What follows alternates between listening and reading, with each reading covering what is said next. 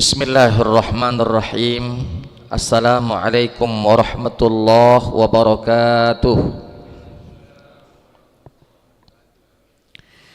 Alhamdulillahi rabbil alamin. Nahmaduhu wa nasta'inuhu wa nastaghfiruhu wa na'udzu billahi min shururi anfusina wa min sayyiati a'malina. May yahdihillahu fala mudilla lahu wa may yudlilhu fala hadiya lahu. Ashhadu an la ilaha illallah wahdahu la syarika lah wa ashhadu anna Muhammadan abduhu wa rasuluhu la nabiyya ba'dah. Subhanaka la ilma lana illa ma 'allamtana innaka antal alimul hakim. Qala rabbi shrah li sadri wa yassir li amri wahlul 'uqdatam min lisani yafqahu qawli. Rabbi ati nafsi hudaha wa zakkiha anta khairu man zakkaha anta waliyuha wa maulaha summa amma ba'du. Ma'asyiral hadirin jamaah salat subuh Masjid Baitur Rahman yang dimuliakan oleh Allah Subhanahu wa taala. Syukur alhamdulillah, di subuh hari Sabtu ini kembali kita dipertemukan oleh Allah Subhanahu wa taala dalam kondisi sehat wal afiat. Salawat beriringkan salam semoga selalu tercurahkan kepada junjungan kita baginda Nabi besar Muhammad sallallahu alaihi wasallam. Bapak-bapak, ibu-ibu, hadirin wal hadirat yang dimuliakan oleh Allah, akhir dari kajian tafsir kita pada 2 pekan yang lalu, kita akhiri kajian kita pada surat Al-A'raf. Surat Al-A'raf ayat 2. Maka di subuh hari ini insyaallah kembali kita akan melanjutkan kajian tafsir kita di surat Al-A'raf ayat 3, surat Al-A'raf ayat 4 dan surat Al-A'raf ayat 5, kalau memang memungkinkan waktu kita sampai Al-A'raf ayat 6.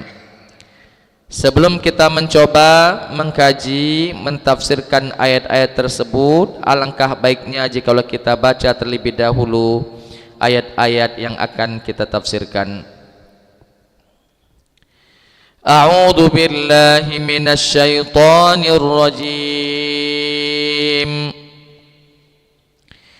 Bismillahirrahmanirrahim. Ittabi'u ma unzila ilaikum min rabbikum wa la tattabi'u min dunihi awliya qalilan ma tadhakkarun. Wa kam min qaryatin ahlaknaha faja'aha ba'suna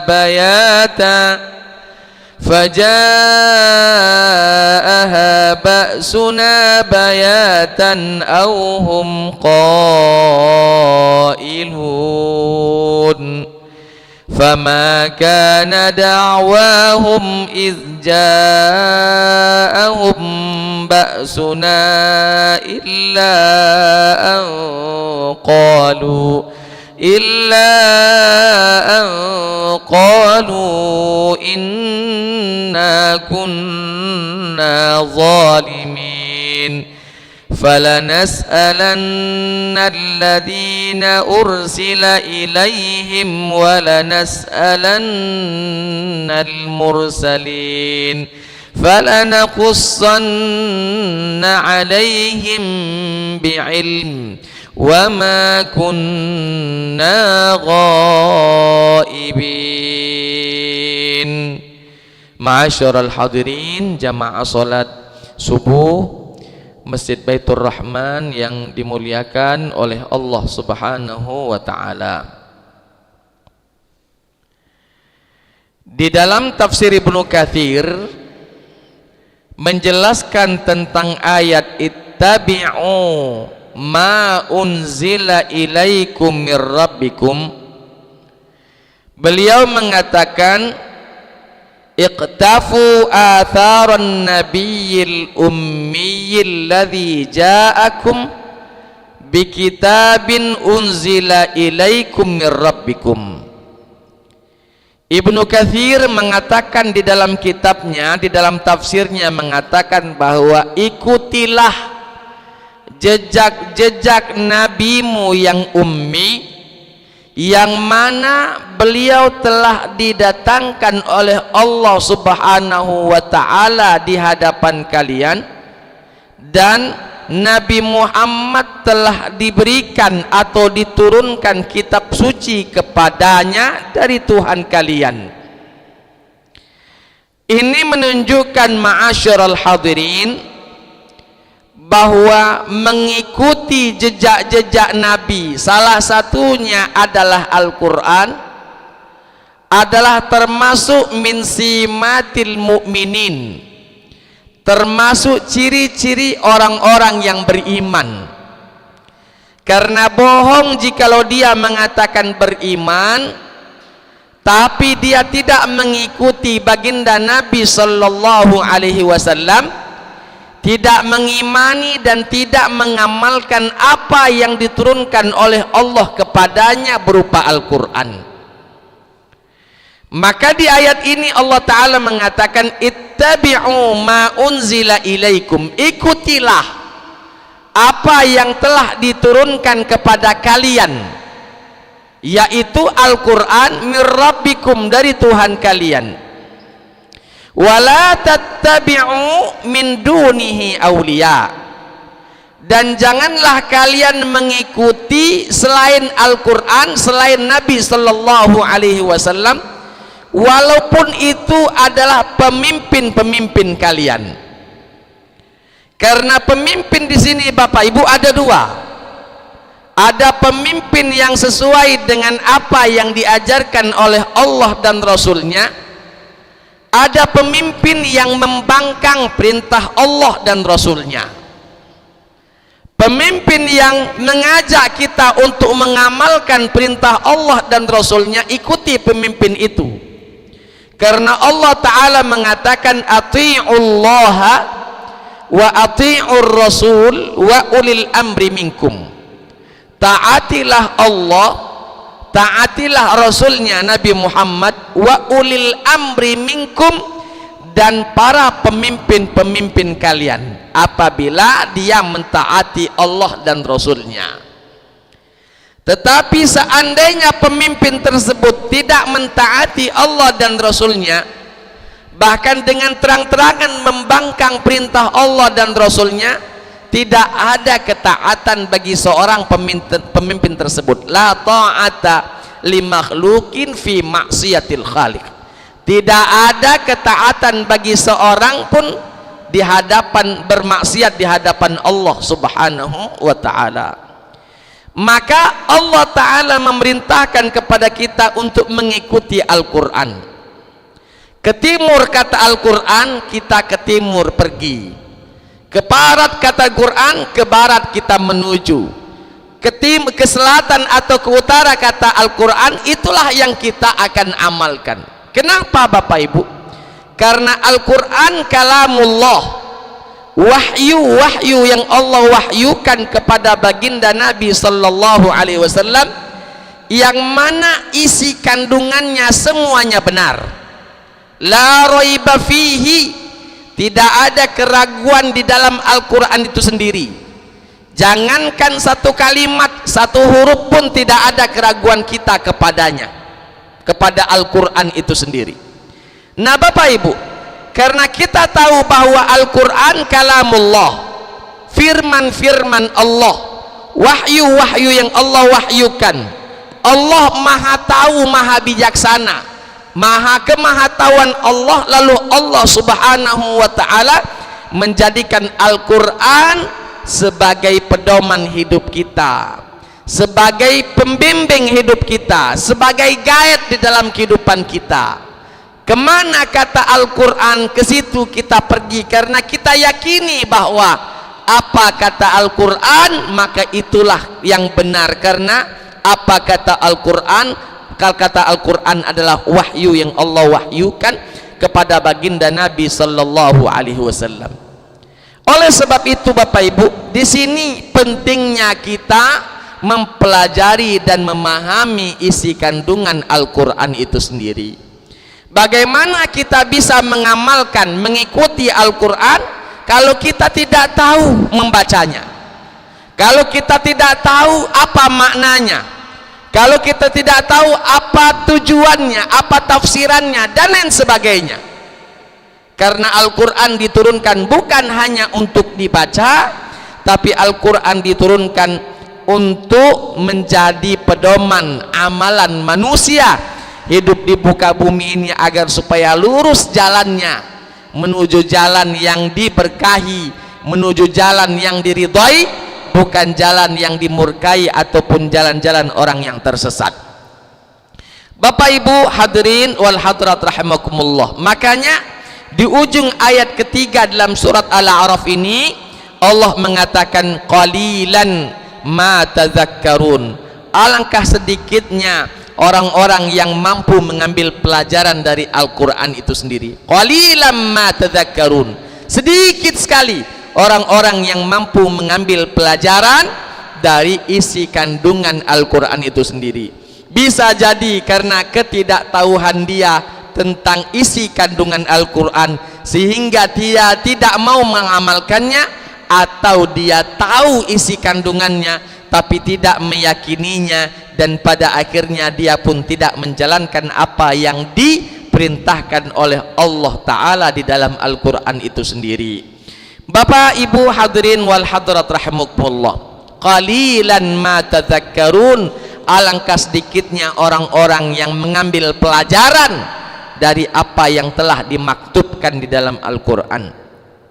Salah satu pelajaran Bapak Ibu di ayat berikutnya, di ayat keempat di dalam surat Al-A'raf ini, Allah Subhanahu wa ta'ala mengatakan, wa kam min qaryatin ahlaknaha, berapa banyak dari negeri-negeri kami hancurkan negeri tersebut, faja'aha ba'suna bayata, kami datangkan azab kami kepada mereka di waktu malam, auhum qailun, atau mereka sedang tidur siang, atau mereka sedang beristirahat di waktu siang. Nah, ini pelajaran Bapak Ibu yang dituliskan di dalam Al-Quran, bahwa sudah banyak sekali negeri-negeri yang Allah hancurkan, sudah banyak sekali negeri-negeri yang Allah musnahkan, generasi-generasi yang sudah Allah musnahkan, karena penyebabnya mereka tidak mau beriman kepada Allah. Ahlaknaha, kami hancurkan negeri tersebut, faja'aha ba'suna, kami datangkan azab dari kami, bayatan, di waktu malam, auhum qailun, atau datang azab tersebut ketika mereka sedang beristirahat siang, sedang tidur siang, datang azab Allah. Kenapa? Karena ketidakmauan mereka di dalam taat kepada Allah dan Rasulnya. Banyak Pak contohnya yang sering saja kita bahas. Pertama adalah kaum Ad dan kaum Tsamud. Kaum Ad dan kaum Tsamud, Nabi sudah diutus di tengah-tengah mereka, ada Nabi Soleh di tengah-tengah mereka, ya, mendakwahkan ketauhidan, mendakwahkan keesaan Allah, pengabdian diri hanya kepada Allah, tidak kepada yang lainnya, pemurnian akidah, menjalankan ibadah dan lain sebagainya, diajarkan oleh para nabi yang diutus kepada mereka.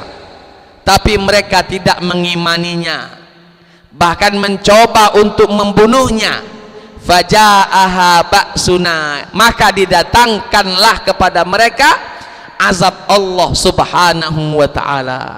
Cukuplah suara yang keras datang dari langit, memekikkan telinga mereka, lalu membunuh mereka, menjadikan mereka bergelimpangan, ya, mati di depan rumah mereka masing-masing, karena tadi azab Allah datang.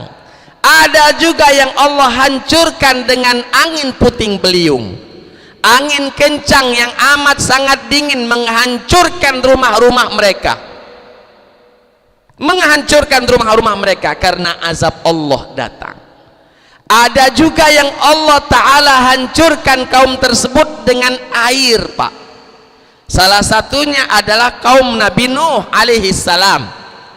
Diajak berdakwah, diajak beriman, diajak beribadah hanya kepada Allah semata, tapi dia tidak mau, malah membangkang, mengatakan bahwa Nabi A, Nabi B, Nabi C, apa Pak?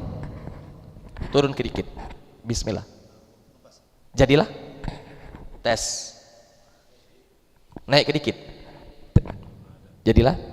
Oke, sampai mana kita tadi Pak? Sampai mana Pak? Kaum Nabi Nuh, Masya Allah. Kaum Nabi Nuh alaihi salam, kaum Nabi Nuh alaihi salam dihancurkan oleh Allah Subhanahu wa ta'ala dengan turunnya, dengan Allah utus air menghancurkan mereka. Ada di antara mereka yang dihancurkan oleh Allah di waktu malam, ada juga yang dihancurkan oleh Allah Subhanahu wa ta'ala ketika mereka sedang tertidur siang, sedang beristirahat di siang hari, Bapak Ibu. Oleh sebab itu, wa kam min qaryatin ahlaknaha, berapa banyak negeri-negeri yang kami telah hancurkan, faja'aha ba'suna bayatan, kami datangkan azab kami di waktu malam, auhum qailun, atau datang azab kami kepada mereka sedang tidur-tidur siang, sedang beristirahat di waktu siang. Nah, pelajaran ini selayaknya kita fahami, Pak, bahwa azab itu datang karena dosa yang kita lakukan. Azab itu akan datang ketika kita melakukan kemaksiatan. Sebaliknya hukum alamnya adalah ketika kita melakukan kebajikan, ketika kita melakukan kebaikan, amal-amal soleh yang senantiasa kita kerjakan, maka keberkahan pun akan turun. Lawan dari azab, keberkahan akan turun. Makanya di dalam surat yang lain Allah Subhanahu wa ta'ala mengatakan, seandainya satu negeri penduduknya beriman dan bertakwa, iman dan takwa, apa kata Allah? La fatahna alaihim barakatim minas sama'i wal ard, kami akan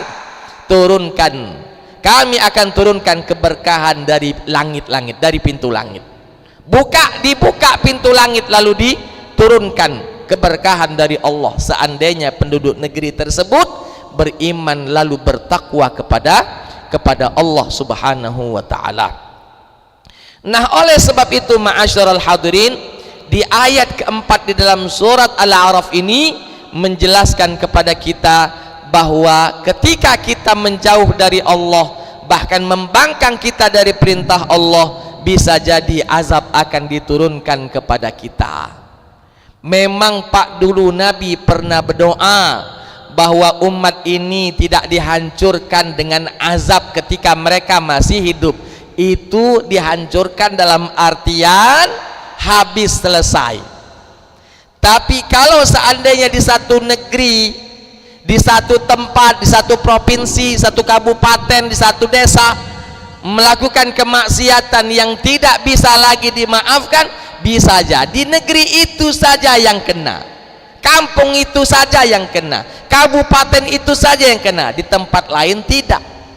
Bukan umum lalu datang semuanya lalu mematikan semua penduduk di atas muka bumi ini. Kenapa? Karena memang Nabi pernah bersabda, ya, pernah berdoa bahwa umat Islam ini tidak akan musnah, ya, tidak akan musnah karena datangnya azab Allah Ta'ala, dan itu doa tersebut dikabulkan oleh Allah Ta'ala. Kenapa? Karena memang umat kita ini umat akhir zaman. Kalau lalu habis kita dengan azab, selesai, ya, tidak ada lagi umat akhir zaman, selesai kita. Makanya di ayat ini, di ayat keempat dijelaskan kepada kita, Allah itu selain Maha Rahman, Maha Rahim, Allah juga Al-Muntaqim. Salah satu dari nama Asmaul Husna, dari nama Allah yang mulia Asmaul Husna adalah Al-Muntaqim. Allah zat yang tanda kutip maha membalas dendam.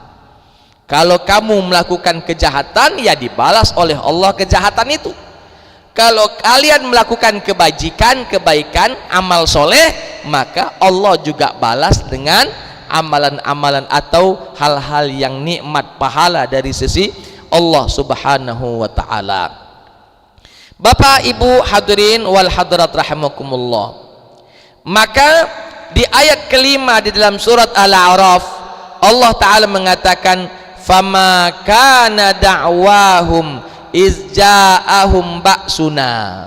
Kata Allah ta'ala, ketika datang kepada mereka azab-azab kami di waktu malam dan di waktu mereka tidur siang, kata Allah, da'wahum, doa mereka, ucapan yang mereka ucapkan, izja'ahum ba'suna illa an qalu, kecuali ucapan yang keluar dari mulut mereka, inna kunna zalimin, kami sungguh termasuk orang-orang yang zalim.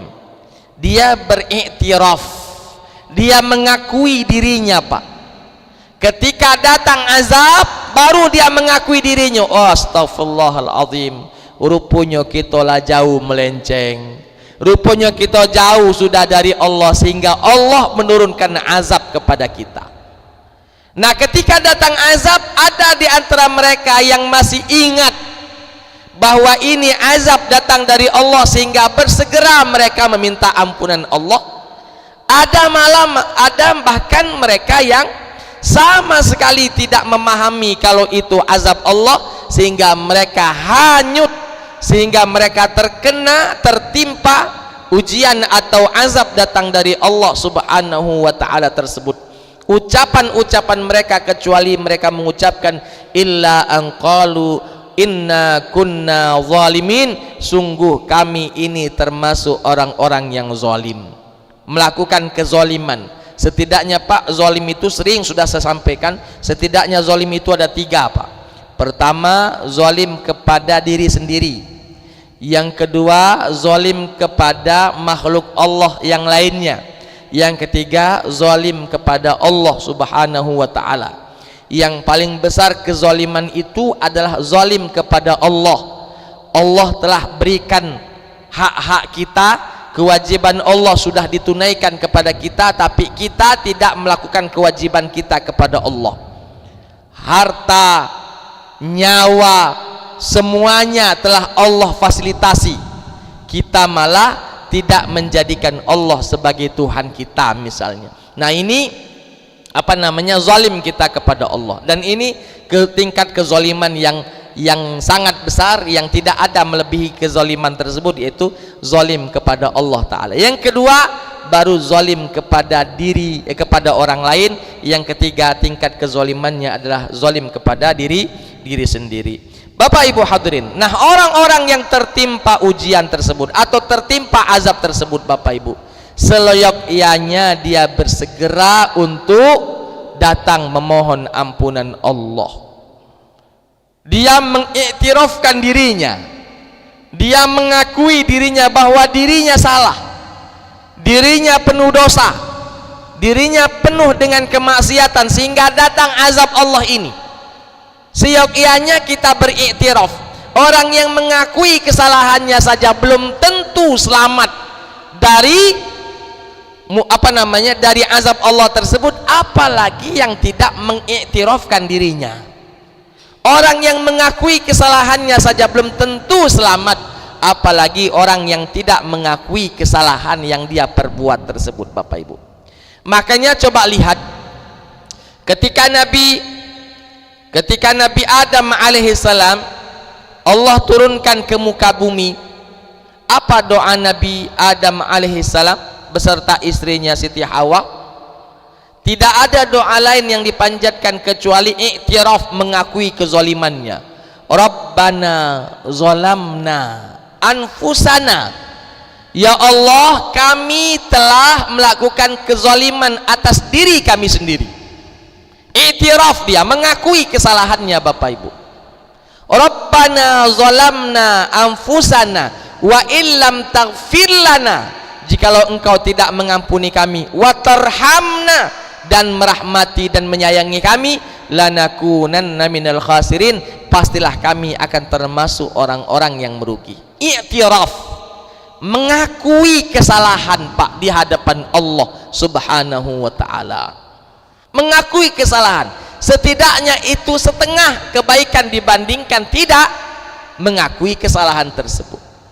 Kita datang menghadap Allah, sujud kita, solat 2 rakaat, solat taubat kita, mengakui kesalahan dan dosa yang kita lakukan, lalu meminta agar supaya Allah mengampunkan dosa-dosa kita, maka pastilah lawajadu fi, kata Allah Ta'ala, pastilah kalian akan mendapatkan Allah Subhanahu wa Ta'ala itu amat sangat cepat ya maghfirahnya kepada orang-orang yang meminta ampunan Allah Subhanahu wa Ta'ala. Yang penting i'tiraf, mengakui diri kita sebagai hamba yang penuh dengan kesalahan, hamba yang penuh dengan kezaliman, sehingga azab itu pun mereda, azab itu mereda dan lain sebagainya. Makanya Pak, ketika turun azab, kata Imam Asy-Syafi'i rahimahullahu ta'ala, tidak ada bacaan doa yang paling bagus ketika kita terkena musibah kecuali doa itu hanyalah doa i'tiraf, mengakui diri apapun bentuk bacaannya. Beriktiraf, mengakui diri kita penuh dengan salah, mengakui diri kita penuh dengan dosa, sehingga azab tersebut atau ujian tersebut atau bala tersebut akan segera diangkat oleh Allah Ta'ala. Banyak orang Pak, ketika diturunkan azab kepadanya, dia malah menantang kembali, ya, menantang Allah Ta'ala, misalnya dengan cara mencari solusi dengan teknologi yang selama ini mereka telah dapatkan misalnya, tanpa mau mengiktiraf dirinya, tanpa ingin mengakui kesalahannya. Nah, yang seperti ini bisa jadi azab semakin umum, semakin banyak Allah turunkan kepada satu negeri, karena orang-orang di negeri tersebut tidak ada mengakui kesalahannya, tidak ada mengiktiraf dirinya bahwa mereka melakukan kezaliman. Rabbana zalamna anfusana, ya Allah, kami telah melakukan kezaliman atas diri kami sendiri. Itu kata doa Nabi Adam alaihissalam. Pak, perlu kita ketahui bahwa Nabi Adam kesalahannya cuma satu. Apa? Dia mendekati pohon terlarang. Mendekati pohon terlarang. Kata Allah, wala taqraba hadhihi syajarah, jangan dekati pohon ini wahai Adam dan Hawa. Itu larangan dari Allah Ta'ala. Malah didekati karena bisikan dan godaan setan yang terkutuk. Didekatinya pohon terlarang tadi, yang mana itu dilarang untuk didekati. Maka kezalimanlah yang dilakukan oleh Nabi Adam dan Hawa. Kezaliman sehingga Allah Subhanahu wa Ta'ala mengeluarkan Adam dan Hawa dari surga dan menurunkannya ke muka bumi kita ini, Bapak Ibu. Lahirlah kita semua dari tulang sulbi Nabi Adam alaihissalam. Satu cuman kesalahannya Pak, jangan deketi pohon ini, masih beda deketi Pak. Di dalam riwayat Nabi Adam dan Hawa membaca doa Rabbana zalamna anfusana itu 40 tahun Pak baru dikabulkan doanya. Pikirkanlah, baru siko itulah dosa, siko itulah kesalahan. Kata Tuhan, jangan deketi pohon, dideketinya, keluar dari surga. Lalu Nabi Adam membaca doa ini 40 tahun Pak beserta istrinya, Rabbana zalamna, Rabbana zalamna, Rabbana zalamna. Tidak belum dikabulkan doanya kecuali sampai 40 tahun membaca Rabbana zalamna ini Pak. Kita ini kadang terlalu meremehkan dosa, terlalu meremehkan dosa. Sudah ada apa-apa, setelah ini agak sholat taubat selesai cerita. Kadang kita terlalu meremehkan Pak dosa, terlalu meremehkan dosa. Nabi Adam saja yang salahnya cuman itu baik, berdoa kepada Allah supaya diampuni dosa-dosanya, 40 tahun baru dikabulkan doa tersebut Bapak Ibu. Kita hari ini melakukan kemaksiatan, besok kita minta taubat, nyangkolah sudah selesai. Sudah selesai lah, sudah bersih lagi, seperti kita dilahirkan dari dari rahim ibu kita masing-masing. Tidak semudah itu. Memang Pak, ketika kita berdoa kita harus namanya optimis, betul. Tapi kalau optimisnya kebablasan tidak jadi.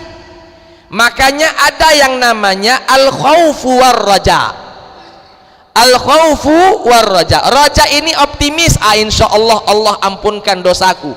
Optimis, raja, dia mengharapkan ampunan Allah. Tapi ada juga istilah al-khawf, khawatir kalau doanya tidak dikabulkan.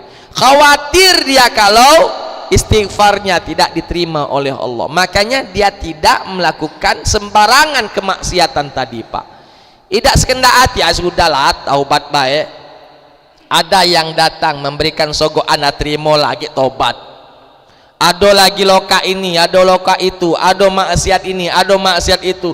Dia kerjakan semua di dalam pikirannya, sudah setelah ini aku sholat, setelah ini aku sholat taubat.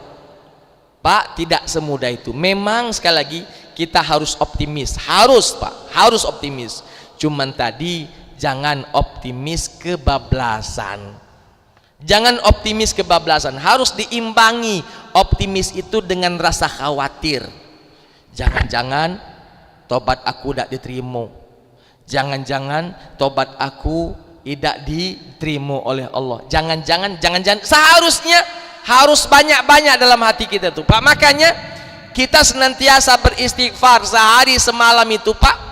Kalau nak ngikuti Nabi minimal 100 kali. Karena dilihat dalam riwayat lain Nabi mengatakan Nabi beristighfar memohon ampunan Allah sehari semalam tidak kurang dari 70 kali. Riwayat lain tidak kurang dari 100 kali. Itu Nabi, Pak. Dosanya yang diampuni oleh Allah, dosanya yang sudah diampuni oleh Allah masih baik sehari semalam tidak kurang memohon ampunan, beristighfar 70 sampai 100 kali sehari semalam, Pak. Itu Nabi yang dosanya lah diampuni. Kita mungkin coba Bapak Ibu hitung dewek kira-kira berapa kali kita beristighfar kepada Allah sehari semalam. Sesip dikit tidak istighfar kecuali setelah sholat. Kalau setelah sholat assalamualaikum warahmatullahi, assalamualaikum warahmatullahi, astagfirullahaladzim, mungkin cuman itulah waktu kita istighfar. Setelah sholat selesai mungkin selesai juga istighfar kita. Na'udzubillah summa na'udzubillah, na'udzubillah summa na'udzubillah. Lalu setelah itu kita bermaksiat, melakukan perbuatan yang dilarang oleh Allah Subhanahu wa ta'ala, lalu mempermudah yang namanya taubat tadi. Tenang baik, pasti Tuhan itu ngabul ke taubat kita. Yang ini terlalu kebablasan, terlalu optimis ya. Optimis penting tapi jangan terlalu kebablasan. Jangan kebablasan. Kita harus tetap merasakan bahwa kita ini ya belum tentu diampuni Tuhan. Makanya segera dan memperbanyak beristighfar kepada Allah Subhanahu wa taala. Wa ma kana da'wahum iz ja'ahum ba'suna illa an qalu inna kunna zalimin. Kata Allah taala, mereka itu ketika didatangkan azab kepada mereka ya, tidak ada dakwah, doa atau ucapan yang mereka ucapkan kecuali ucapan tersebut hanyalah inna kunna zalimin, kami sesungguhnya termasuk orang-orang yang zalim. Supaya cepat diangkat azab tadi, supaya cepat diangkat musibah tadi, supaya cepat diangkat bala tadi, haruslah mengiktirafkan diri kita, aku termasuk orang-orang yang banyak dosa, aku termasuk orang-orang yang zalim. Bukan cuman iktiraf, kalau sudah mengakui berarti memohon ampunan Allah Subhanahu wa ta'ala. Bapak Ibu hadirin wal hadirat yang dimuliakan oleh Allah Subhanahu wa ta'ala, maka di ayat selanjutnya Allah Ta'ala mengatakan falanas'alannalladzina ursila ilaihim walanas'alannal mursalin. Kata Allah, di akhirat nanti kami pasti akan bertanya kepada mereka yang diutus dan kami pun akan bertanya kepada mereka-mereka yang diutus. Orang-orang yang diutus, para nabi, ditanya oleh Allah, sudahkah engkau laksanakan tugas-tugasmu dariku, kata Allah. Lalu Allah juga bertanya kepada kaum di mana nabi tersebut diutus di tengah-tengah mereka, apa yang kamu lakukan ketika nabi tersebut kami utus di tengah mereka, di tengah kalian? Apakah kalian imani mereka? Apakah kalian imani para rasul tersebut? Apakah kalian mengikuti perintah-perintah rasul tersebut? Atau bahkan kalian membangkang, bahkan membunuh rasul utusan-utusan kami tersebut? Semuanya akan ditanya, Pak. Orang-orang yang diutus di tengah-tengah mereka, ya, para umat-umat itu akan ditanya apa yang mereka lakukan ketika para nabi diutus di tengah mereka. Ditanya kita, Pak, semua kita, bahkan bukan hanya kita umat Nabi Muhammad, setiap umat, dari umat pertama hingga umat terakhir, mereka akan ditanya tentang nabi mereka masing-masing, Pak. Apa yang dilakukan nabi kalian di tengah-tengah kalian? Apa yang diajarkan nabi kalian di tengah-tengah kalian? Apakah mengajarkan sesuatu yang jalannya lurus atau mengajarkan sesuatu yang jalannya bengkok? Ditanya kalau setelah ditanya kepada umat-umat tersebut, lalu diklarifikasi, kalau bahasa kita, Pak, diklarifikasi kepada nabi atau rasul utusan tersebut. Adonia napuida kau ngajari cak ini, kalau ngajar ke bagus adonia ndak cak ini, kalau ngajari jahat adonia cak ini. Salah satu contohnya dalam Al-Quran, Allah mengangkat kisah umat Nabi Isa, umat Nabi Isa yang mengakui bahwa Nabi Isa sebagai Tuhan. Kalau tidak Tuhan, anak Tuhan minimal, ya. Mereka mengakui Nabi Isa anak Tuhan atau Tuhan itu sendiri. Makanya Allah minta klarifikasi kepada Isa. Ya Isa, a anta qulta linnasi ittakhizuni wa ummiya ilahaini min dunillah, kata Allah. Wahai Isa, aku nak minta klarifikasi. Adonia napuida, kau yang ngajarkan ke umat kau, kata kau jadikan aku dan ibuku Tuhan selain Allah. Adonia napuida, dipinta, Pak, diminta klarifikasi Allah Ta'ala. Walaupun tidak diklarifikasi, Allah kan maha tahu, cuman tadi kan untuk yuqimul hujjah, supaya saksi-saksi itu nyata. Akhirnya Allah tanya, walaupun Allah tahu apa jawabannya. Karena Allah bertanya kepada kaum Nabi Isa, kaum Nabi Isa mengatakan, Isa ini ngajarkan kami mak ini, ngajarkan sembahlah dia emaknya selain Allah Ta'ala, jadikan tiga, ya, Tuhan Trinitas, kata umat Nabi Isa. Setelah Allah tanya, nah Allah kan minta diklarifikasi, panggil Isa, panggil Isa. Setelah dipanggil Isa, lalu Allah Ta'ala mengatakan, ya Isa, wahai Isa, anta qulta linnasi ittakhizuni wa ummiya ilahaini min dunillah. Adunia napuida, kau ngomong kepada umat kau bahwa jadikanlah aku dan ibuku sesembahan selain Allah Ta'ala. Apa jawaban Nabi Isa? Qala subhanak, maha suci engkau ya Allah, maha suci engkau ya Allah, aku tak pernah ngomong cak itu. Ma qultuhu, ya, dalam Al-Quran mengatakan in kuntu qultuhu faqad alimta, engkau maha tahu ya Allah apa yang aku ucapkan, aku tak pernah mengucapkan seperti itu di hadapan kaum-kaumku. Nah, setelah diklarifikasi, lalu Nabi Isa menolaknya, tidak mengakui bahwa Nabi Isa pernah mengajarkan itu kepada mereka, maka sudah selesai siapa yang benar, siapa yang salah. Nabi Isa benar dan umatnya salah. Umat Nabi Isa yang menjadikan Isa sebagai anak Tuhan, bahkan Tuhan itu sendiri dilemparkan masuk ke dalam neraka. Kenapa? Karena sudah ditanya masing-masing, sudah diklarifikasi dan tahu siapa yang salah, siapa yang benar. Maka di ayat ini kembali Allah ceritakan, falanas alannalladzina ursila ilaihim, kami akan bertanya, pasti kami akan menanyakan kepada orang-orang yang diutus di tengah-tengah mereka, para umat-umat mereka. Walanas alannal mursalin, kami juga pasti akan bertanya dan mengklarifikasi kepada para rasul-rasul kami yang kami utus. Nanti Pak, kita ditanya, ketika Nabi Muhammad ada, iman tak kamu? Ya Allah, kami lahir Nabi Muhammad ledak katik lagi. Okey, kata Tuhan. Lalu kamu tahu Islam dari mana? Kami tahu Islam dari para kiai kami, daripada ustadz kami, daripada habib kami. Habib kami tahunya dari ini, naik ke pucuk, naik ke pucuk, naik ke pucuk, sampai kepada Nabi SAW. Sama tak ajaran Nabi dengan yang kamu gawikan? Jijingoknya, sudahlah, ya, sama, mirip-mirip, ya, jadilah. Okey, diampuni oleh Allah, dipersilahkan masuk ke dalam surga.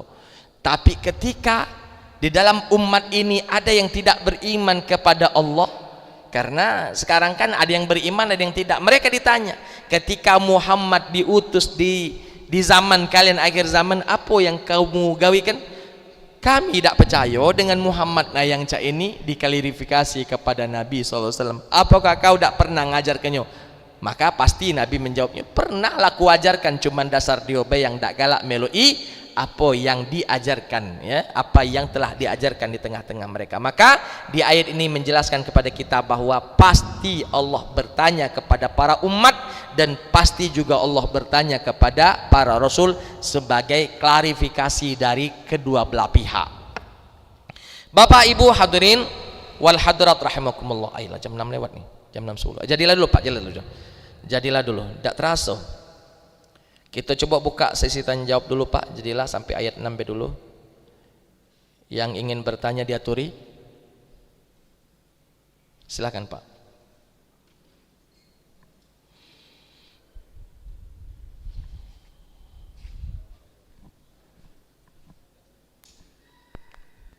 Yang mana? Ada dua kok yang megang mic ini. Si kok dua. Yang mana hidup mic-nya Bel? Itu mic hidup. Itu dulu. Assalamualaikum warahmatullahi wabarakatuh. Assalamualaikum warahmatullahi wabarakatuh. Izin tanya Tat, yang masalah karena kita adalah umat akhir zaman Rasul. Jadi kalau seandainya mungkin dengan kondisi zaman sekarang banyak perbedaan tentang dalam pengajaran agama Islam itu sendiri. Jadi sikap kita itu nanti bagaimana Tat? Kalau memang ditanya apakah yang udah diajarkan Rasul itu benar-benar sudah sampai ke kita, padahal memang kita memang bukan hidup di zaman Rasul. Apakah itu memang nanti memang secara umum secara tafsir tadi perbedaan-perbedaan itu dianggap wajar, atau memang kita harus tetap mencari kebenaran yang hakikatnya memang berasal dari Rasulullah SAW? Mungkin itu tadi yang ditanyakan. Terima kasih. Baik. Begini Pak, memang kita hidup tidak di zaman Nabi. 1400 tahun kurang lebih perbedaan kita dengan zaman Nabi SAW. Bukan sedikit, ini 14 abad lamanya Pak.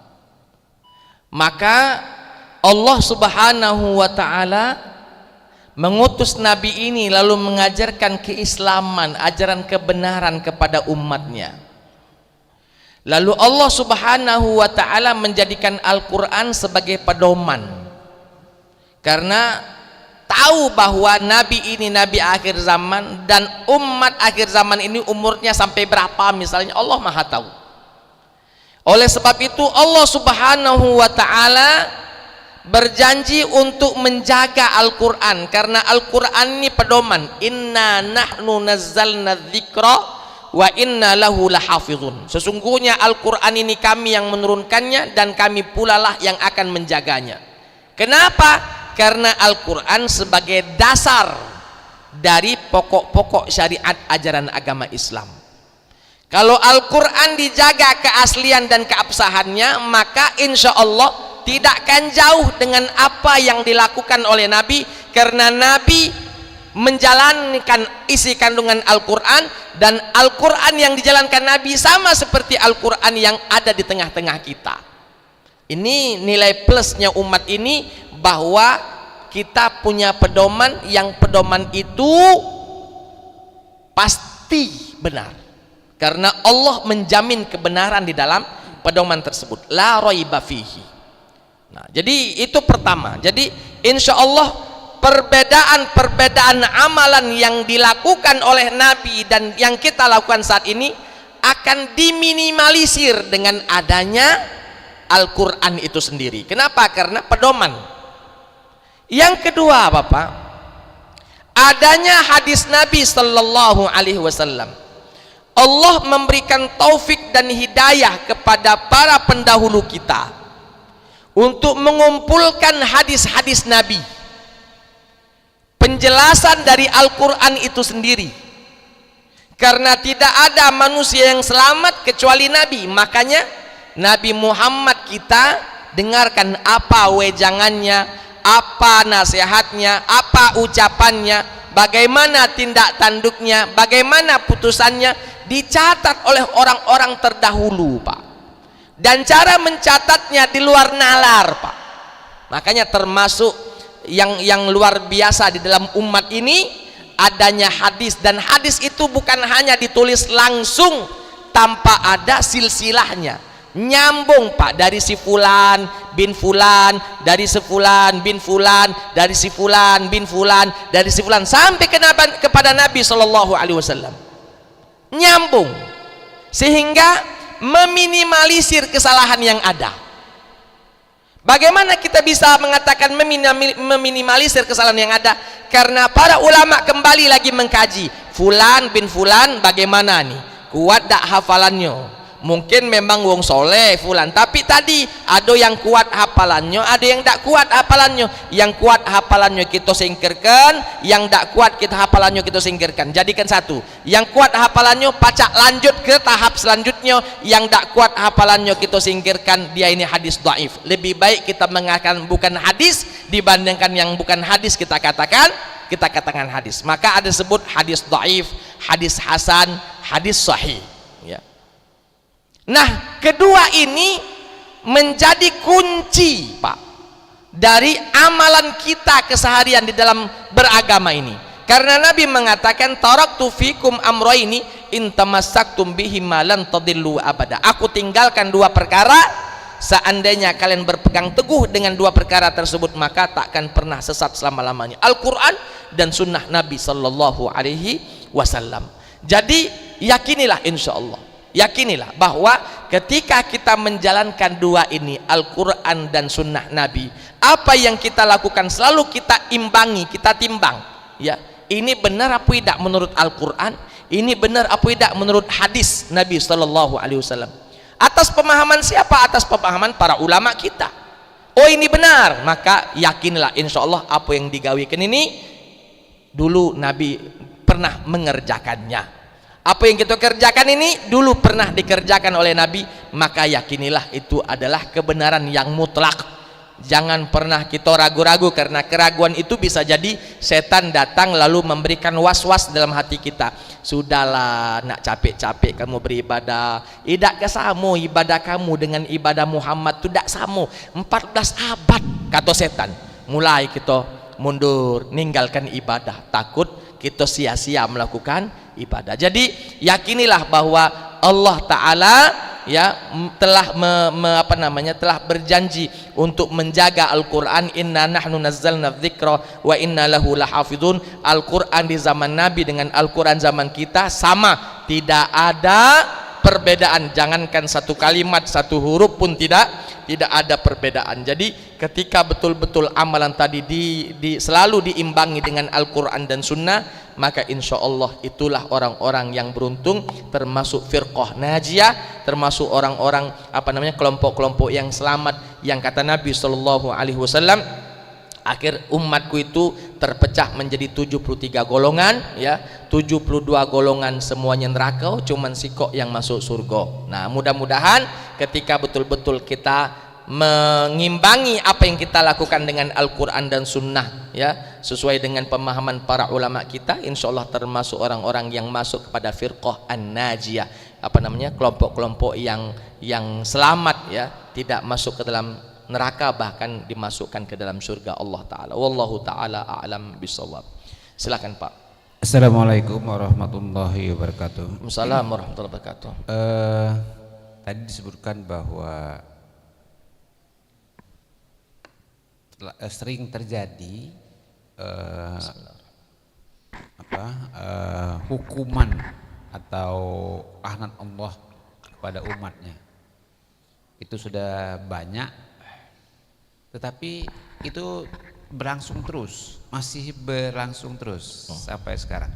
Nah, yang saya tanyakan, selain di Al-Quran, adakah media lain yang menerangkan bahwa peristiwa-peristiwa tersebut terjadi? Karena kalau orang yang bukan Islam tentu tidak akan percaya dengan Al-Quran. Nah, sekarang apakah ada informasi atau media yang menyatakan bahwa peristiwa-peristiwa tersebut terjadi? Terima kasih. Wassalamualaikum warahmatullahi wabarakatuh. Waalaikumsalam warahmatullahi wabarakatuh. Begini Pak, sesuatu itu terjadi tidak terjadinya itu sudah Allah takdirkan, dan tidak ada yang mengetahui urusan takdir kecuali Allah Subhanahu wa ta'ala. Nabi pun kalau mengetahui sesuatu itu pun atas pemberitahuan Allah. Allah sudah menjelaskan kepada Nabi sehingga Nabi tahu dengan apa yang terjadi. Hukum dasarnya tidak ada yang tahu selain Allah. Itu hukum dasarnya. Kecuali Allah beritahukan kepada orang-orang yang dikehendaki oleh Allah, salah satunya adalah para nabi dan rasul. Nah, ketika terjadinya satu masalah lalu kita mengatakan bahwa ini sudah diceritakan dalam Al-Quran, maka sudah terimalah. Kenapa? Karena itu sudah diceritakan dan apa kata Quran pasti benar.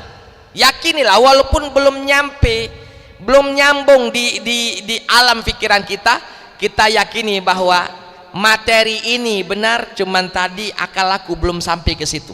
Yakinilah. Maka ketika ditanya apakah ada media lain, Allah Subhanahu wa ta'ala memberitahukan apa yang akan terjadi, apa yang sudah terjadi tadi, jawabannya tidak ada media lain kecuali Allah Ta'ala mengutus para rasulnya. Rasulnya inilah yang menyampaikannya, dan rasul ini bisa diberikan pegangan berupa kitab suci. Al-Qurankah itu, Injilkah itu kepada Nabi Isa, Tauratkah itu kepada Nabi Musa, atau Zaburkah itu kepada Nabi Daud? Selebihnya tidak ada yang mengetahui urusan-urusan tersebut kecuali Allah. Takdir itu di tangan Allah Subhanahu wa ta'ala. Tidak ada yang tahu Pak, tidak ada yang tahu kecuali orang-orang yang diberitahu oleh Allah Subhanahu wa ta'ala. Jadi jikalau di zaman sekarang ada orang yang mencoba-coba memprediksi, ya, pada tahun sekian akan terjadi A, akan terjadi B, akan terjadi C, katakanlah bohong. Langsung bohong itu. Jangan banyak cerita, bohong. Kalaupun terjadi apa yang dia sampaikan itu kebetulan. Itu kebetulan. Tebak-tebak buah manggis. Ah, ini buah manggis nih ada berapa isinya? Ah, ya ada 6. Dari jauh padahal pasti bukan 6 nian. Apakah orang yang nebak tadi memanglah tahu? Tidak, ini namanya nebak-nebak buah manggis. Maka pastikan bahwa orang-orang yang meramal itu tidak ada yang dia tahu, cuma nebak-nebak. Seandainya pun dia tahu, ini sepilan dari setan. Setan curi-curi informasi ke langit, lalu setan mendapatkan informasi itu tidak utuh Pak, karena dilempari dengan rujuman lisyayatin. Bintang-bintang tadi menjadi menjadi alat untuk melempar para setan mencuri-curi informasi, sehingga setan ini dapat informasi setengah-setengah. Terdengar tersebut nama si fulan, akhirnya tapi tidak tahu nih si fulan ngapo. Akhirnya setan tadi misik kepada para orang-orang pintar katanya, ya, para dukun, ya, dibisikkannya, aku dengar nama si fulan tapi tidak tahu apa yang akan terjadi pada fulan, cuman aku terdengar nama fulan. Akhirnya mulai dukun tadi nyari-nyari informasi, oh si fulan itu sedang sakit, berarti mati. Karena biasanya sakit kan deket ke mati. Sudah diomongnya tahun sekian, inisial ini, inisial itu akan mati, akan ini. Padahal itu cuma tebak-tebak buah manggis. Jadi ketika ditanya apakah ada media lain, Allah kasih tahu jawabannya tidak. Hanya satu saja Allah sampaikan kepada para nabinya atau orang-orang yang dikehendakinya, dan para nabi tersebut ya bisa saja termaktub sudah di dalam kitab-kitab suci yang Allah Subhanahu wa taala telah berikan kepada mereka. Selebihnya tidak ada yang tahu urusan takdir kecuali Allah Subhanahu wa taala. Saya kira itu kurang lebih. Silakan Pak. Selain Al-Quran yang kita pegang sekarang, ternyata ada Al-Quran lain yang diakui Syiah, katanya Al-Quran Fatimah, sedangkan kita Al-Quran Utsmani. Bagaimana mungkin mereka bisa lebih banyak ayatnya itu 3 kali lipat dari Al-Quran kita? Itu saja. Baik Pak, yakinilah tidak ada Al-Quran lain kecuali Al-Quran yang ada di sisi kita. Mau kelompok manapun mengakui kami punya Al-Quran lain, tidak percaya. Pertama itu masalah ilmu keilmuan belakangan, pokok pertama sekali jangan percaya. Satu. Yang kedua, kalau kita mempercayai bahwa ada Al-Quran lain, ada surat lain selain apa yang kita di tengah-tengah kita, berarti kita meyakini bahwa Nabi Muhammad khianat atas amanah. Na'udzubillah. Dan itu tidak mungkin kita ngomong cak itu. Tidak mungkin Nabi cuma ngunjuk tahu kepada uang-uang tertentu. Ini nah ada ayat Fatimah, ini ada ayat nih. Peganglah untuk kau, aku tidak ngomong sama yang lain. Berarti ini khianat ini Pak. Khianat atas risalah. Dan Nabi tidak akan pernah melakukan itu. Karena menurut mereka ini ayat disampaikan oleh Nabi kepada Fatimah, karena Fatimah putri kesayangannya. Fatimah menikah dengan Hasan, dengan Ali. Ali punya anak Hasan Husain, ujungnya beranak pinak. Itulah Quran kami. Nah yang cak ini asli Pak. Secara tidak langsung dia telah menuduh Nabi khianat atas risalah. Padahal apa yang disampaikan oleh wahyu-wahyu yang Allah disampaikan kepada Nabi semuanya sudah ditabligkan, sudah disampaikan kepada para umat, kepada para sahabat, dibaca oleh sahabat. Pak, kalau Bapak Ibu tahu bagaimana proses tadwinul Quran, tadwinul mushaf, penulisan mushaf, tidak mudah Pak.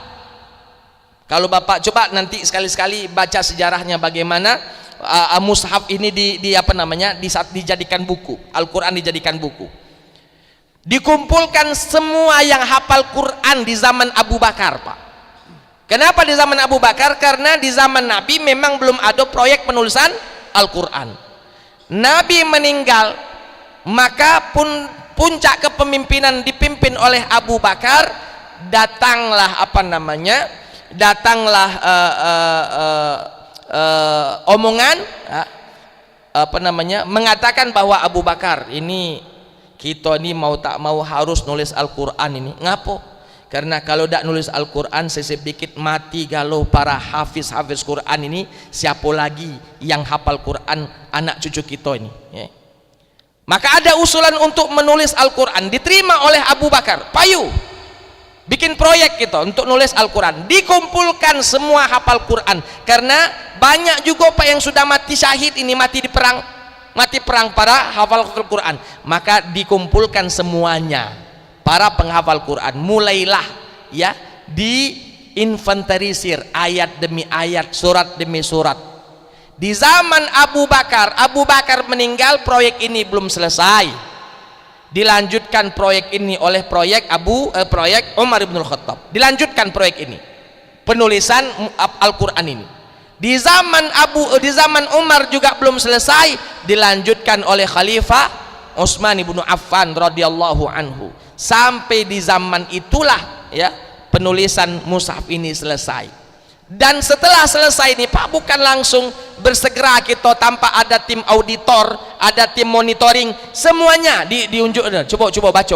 Ada tak kira-kira kurang, lebih dan lain sebagainya. Setelah semuanya sepakat bahwa tidak ada kekurangan, tidak ada kelebihan, pas 100% percaya, selesai. Barulah nanti dibuat beberapa eksemplar, satu dikirim ke timur, satu dikirim di barat sebagai pedoman untuk penghafal Al-Quranul Karim. Sampai saat ini Pak, coba Bapak Ibu jalan-jalan ke setiap negeri, ketika melihat Al-Quran sama ke, ada tak perbedaan ayatnya, hurufnya sama Pak, paling perbedaan tulisannya, karena tulisan kita cak ini, kita ke India mungkin ada rada tulisan-tulisan yang tulisan Arab tapi gaya-gaya India dan lain sebagainya. Yang jelas sama sama kalimatnya, sama maknanya, ya, tidak akan pernah kita mendapatkan perbedaan. Jadi pastikan bahwa Al-Quran, selain Al-Quran yang ada di sisi kita, adalah Al-Quran yang nanda kutip kita tidak terima, yang di tengah-tengah kita inilah